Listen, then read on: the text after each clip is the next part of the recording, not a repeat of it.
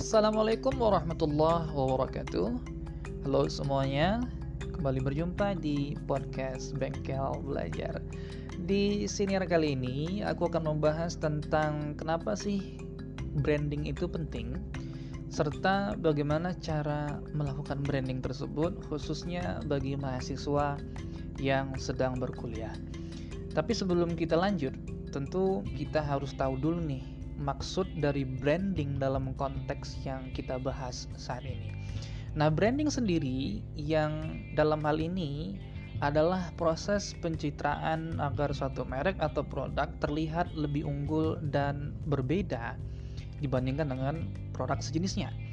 Dalam konteks kita sebagai sumber daya manusia, kita sendiri pun pada dasarnya adalah brand atau merek atau tanda-tanda yang mencirikan dari keahlian tertentu, kecakapan tertentu, tentang apa yang bisa kita lakukan sehingga dapat bersaing di dunia kerja maupun industri.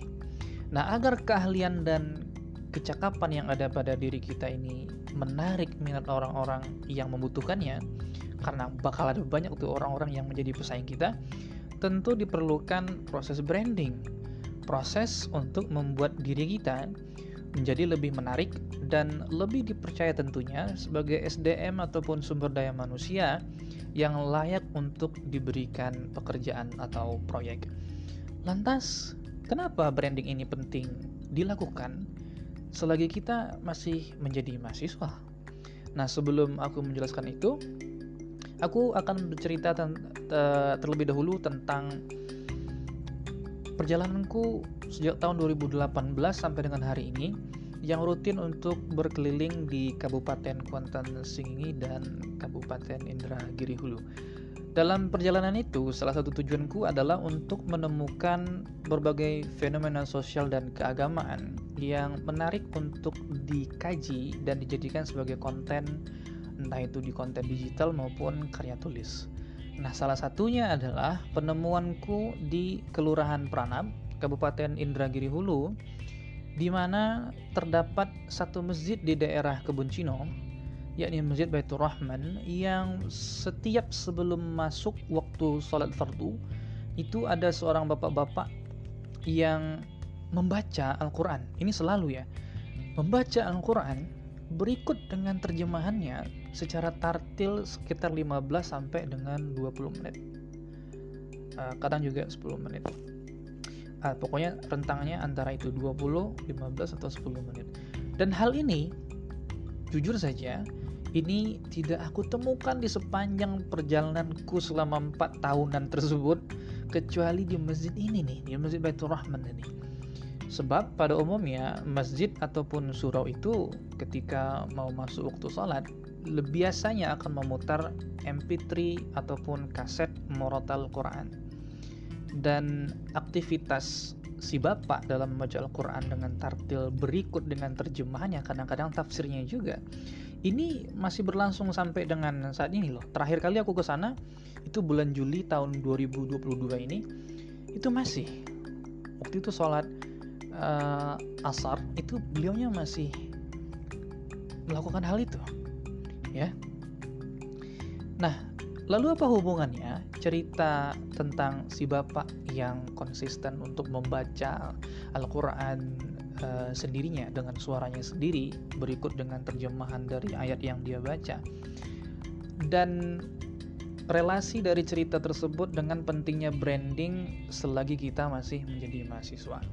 Nah, untuk dianggap bernilai atau punya value dan lebih unggul dibandingkan dengan produk atau sumber daya manusia yang sejenis dengan kita tentunya memerlukan proses yang tidak sebentar untuk memoles nilai tadi agar memang benar-benar terbukti layak dan dipercaya memang kompeten.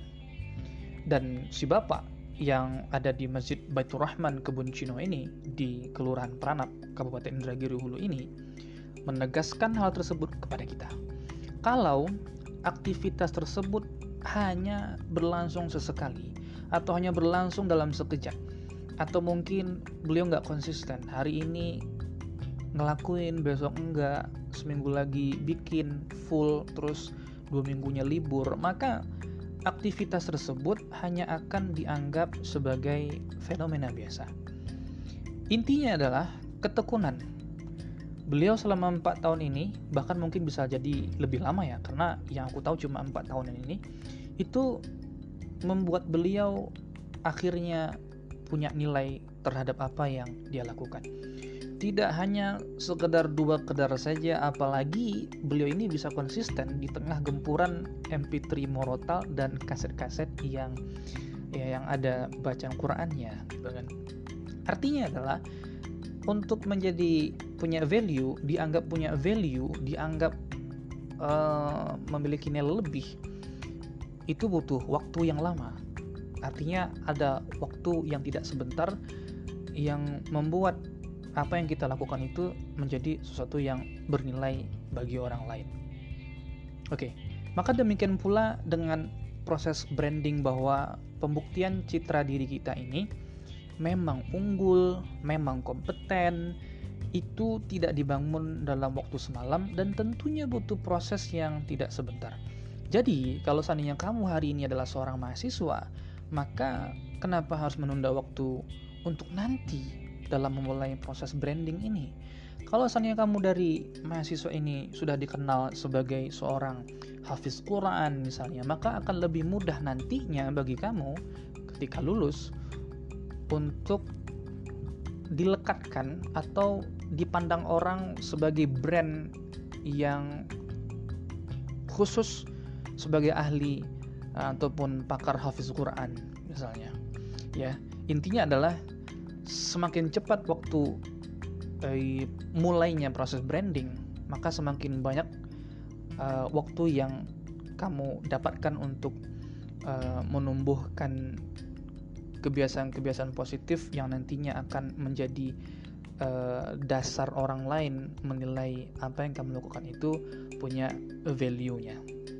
Ya, semakin cepat kamu melakukan proses branding selama menjadi mahasiswa ataupun ketika menjadi mahasiswa, maka semakin banyak waktu yang kamu dapatkan untuk bertumbuh dan meyakinkan orang-orang tentang betapa positifnya nilai dirimu sebagai SDM ataupun sumber daya manusia yang unggul dan layak diberikan pekerjaan atau proyek dalam dunia industri. Nah, terus bagaimana caranya proses branding ini kita lakukan ya?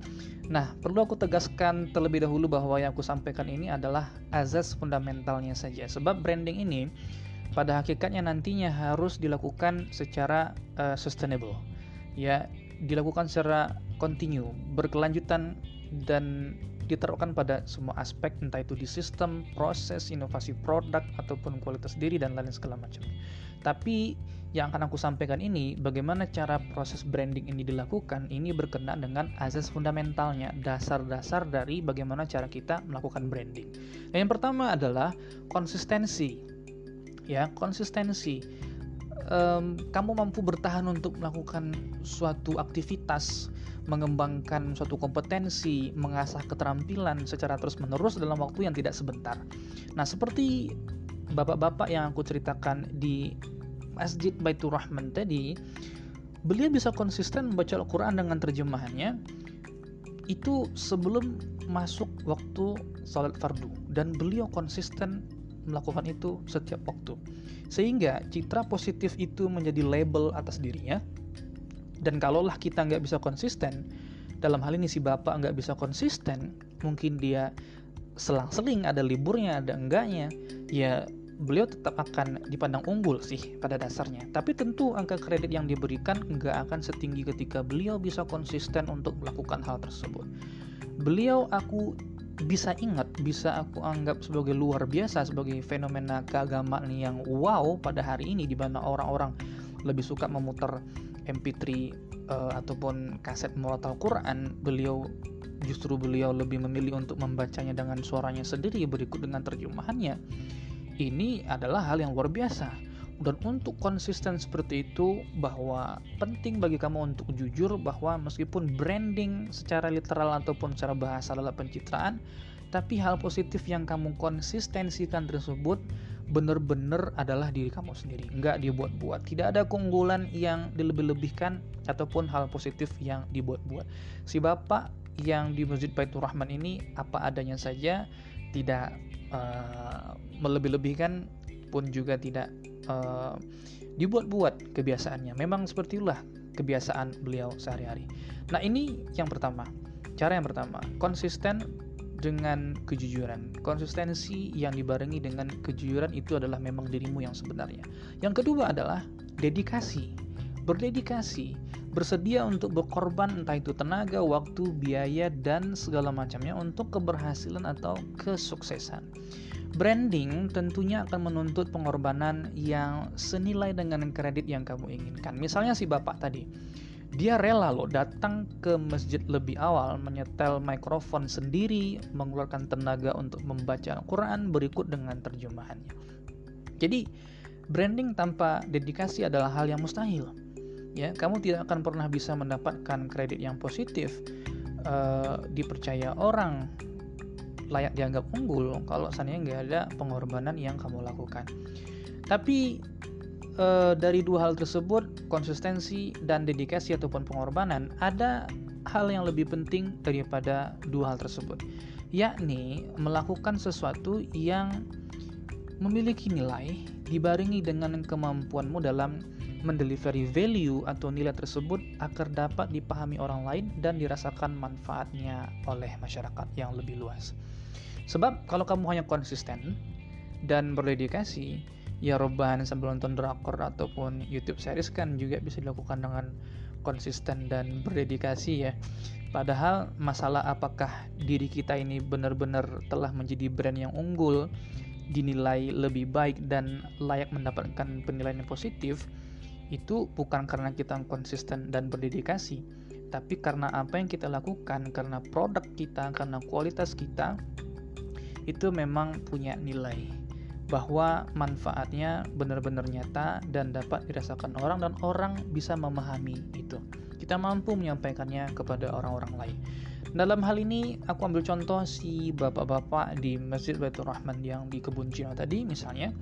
Beliau tidak hanya sekedar konsisten dan berdedikasi melakukan aktivitas tersebut, tapi melakukan sesuatu yang memang ada nilainya. Bahwa dia mengantarkan dalam tanda petik terjemahan ayat-ayat Al-Quran yang barangkali kita nggak pernah dengar atau orang lain mungkin tidak pernah mau cari tahu. Tapi oleh beliau, terjemahan tersebut diantarkan ke telinga masyarakat yang mendengarkan bunyi tersebut di jam-jam sebelum waktu sholat fardu masuk. Jadi kita fahami bahwa beliau nggak cuma konsisten dan berdedikasi, tapi juga tahu bahwa apa yang dia lakukan ada nilainya, bahwa apa yang dia lakukan itu memang punya value-nya. Jadi alih-alih ngejreng, kamu harusnya fokus dengan nilai apa yang kamu tawarkan ke orang lain, dan nilai tersebut bisa diakses dan dirasakan manfaatnya oleh orang banyak karena memang betul-betul dibutuhkan. Dan tentu saja sebagai penutup, bahwasanya proses branding itu juga tidak hanya cukup dengan ketiga komponen di atas, yakni konsisten, kemudian berdedikasi, dan memiliki value atau nilai yang memang betul-betul difahami oleh orang. Kita juga perlu melakukan proses branding ini dengan jujur. Tadi sudah disampaikan juga di poin konsistensi bahwasanya kejujuran itu dalam artian apa yang kita tampilkan memang apa adanya saja, tidak dilebih-lebihkan, tidak dibuat-buat. Nah, kalau seandainya kita tidak berusaha untuk jujur, maka nilai-nilai yang kita tampilkan itu justru tidak punya kekuatannya, justru tidak dapat menarik orang-orang untuk mau melirik, apalagi memberikan kredit, memang unggul nih si Anu, memang hebat nih si Anu. Jadi Untuk proses branding ini penting banget buat mahasiswa, karena ketika kamu semua nantinya lulus, kamu pengen masuk dunia kerja atau industri, kamu memang benar-benar memiliki kredit yang positif, dan itu dibentuk dengan proses branding. Nah, proses branding itu bisa kamu lakukan dengan 3 cara. Pertama, konsisten melakukan hal-hal yang ingin kamu kembangkan sebagai skillmu. Kemudian yang kedua, berdedikasi dalam artian mau mengorbankan apa-apa yang dibutuhkan. Dan yang ketiga adalah fokus untuk mencari nilai positif yang bermanfaat dan itu difahami oleh orang lain. Sampai jumpa di lain kesempatan. Semoga kita semua bisa sukses untuk branding diri kita masing-masing. Assalamualaikum warahmatullahi wabarakatuh.